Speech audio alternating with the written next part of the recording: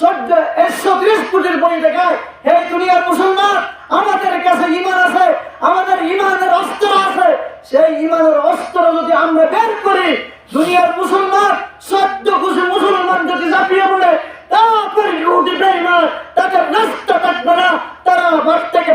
পালাতে বাধ্য হবে। যেভাবে বদরের যুদ্ধের মধ্যে সাহাবীগণ 313 জন সাহাবী, তাদের ঈমানের জজ্ব ছিল, কিন্তু কাফের ছিল 1000। তারা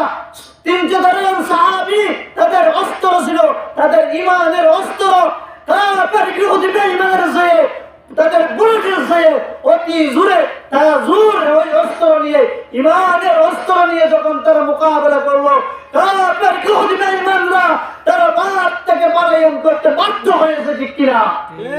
এই দুনিয়ার মুসলমান আজকে যদি সেইভাবে যদি আমরা সজাগ হই, কাফের ইহুদি বেঈমান আমাদের এই বাংলার জমিন, এই জমিন আল্লাহর জমিন, এই জমিন মুসলমানের জমিন, এই জমিন হাফেজদের জমিন, আল্লাহর জমিনের মধ্যে, মুসলমানের জমিনের মধ্যে কাফের যদি আঙ্গুল তুলে যদি কথা বলে, মুসলমানদের যদি বেজ্জতি করতে চায়, মুসলমানকে যদি লাঞ্ছিত করতে চায়, তাদের টিকের বাংলার জমিনে হবে না, তাদের টিকের বাংলার জমিনে হবে না, ঠিক কিনা?